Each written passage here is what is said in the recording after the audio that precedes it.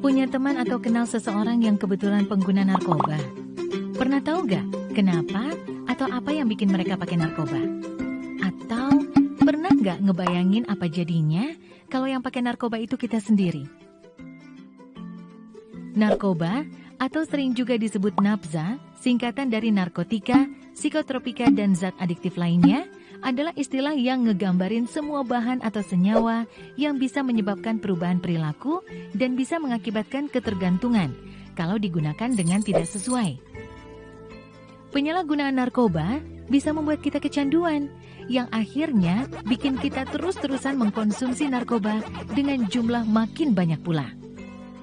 Dampak kecanduan narkoba bakal dirasakan oleh otak kita, terutama otak bagian depan yang fungsinya mengatur gerakan, ucapan, perilaku, memori, emosi, dan kepribadian kita.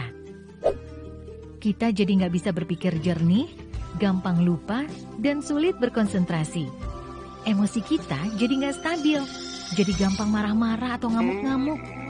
Keluarga dan teman juga bisa jadi frustasi ngadepin kita yang kayak gini.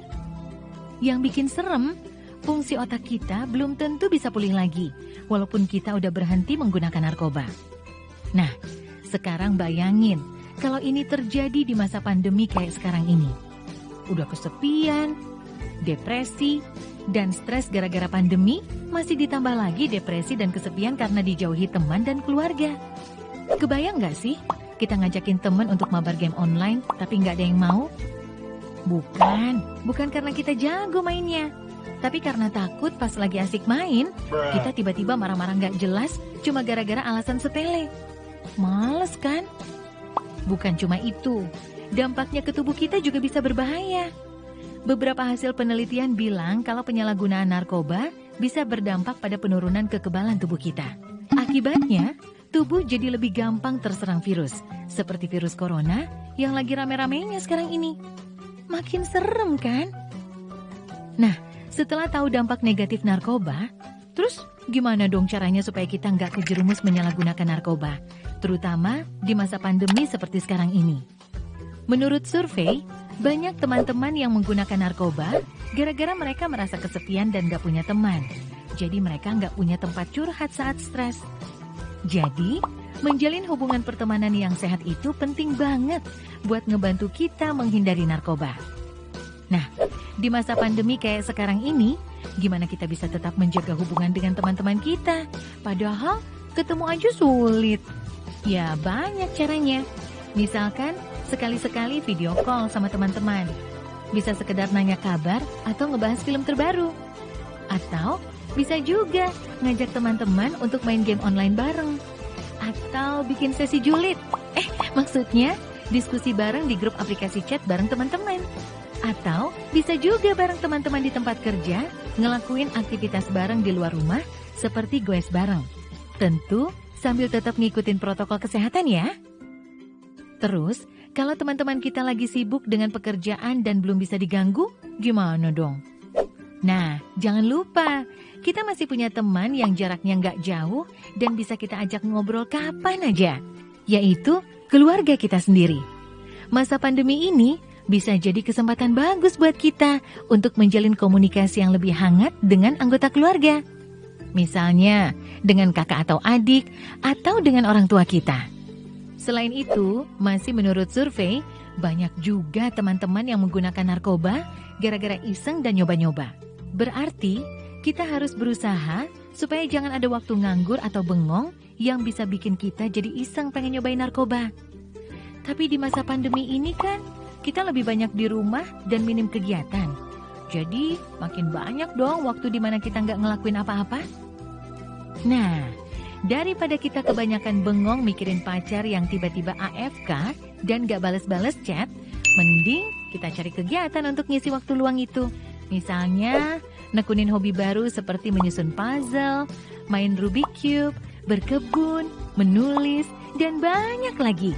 Atau belajar hal-hal baru di internet. Misalnya, belajar main alat musik, belajar menggambar, belajar masak, dan lain-lain. Atau bisa juga melakukan kegiatan religius, hati jadi tenang. Nah, selain berusaha menghindari pengaruh narkoba kepada diri kita sendiri, kita bisa juga membantu teman-teman kita untuk menghindari penyalahgunaan narkoba.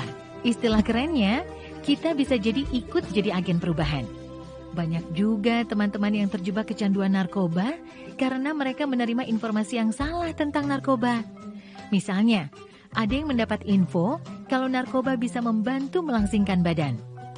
Atau, ada juga info yang bilang kalau narkoba bisa bikin stamina kita lebih kuat. Nah, kita bisa berkontribusi dengan cara ikut nyebarin informasi dan edukasi yang benar tentang narkoba kepada teman-teman lewat akun medsos kita misalnya.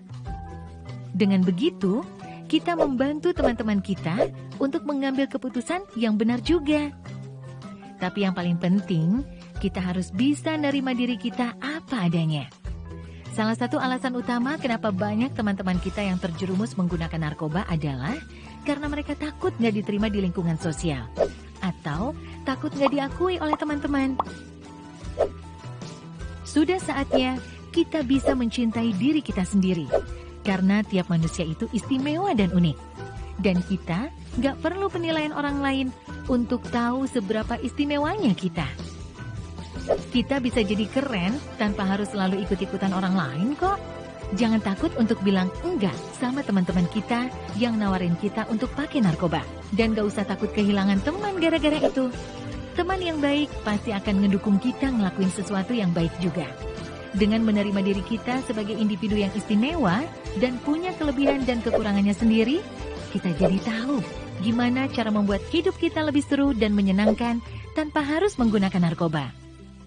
Tentu, sambil terus menjaga hubungan yang sehat dengan keluarga dan teman-teman kita, karena mereka adalah pendukung utama kita dalam menghadapi setiap masalah, seperti kita juga bagi mereka.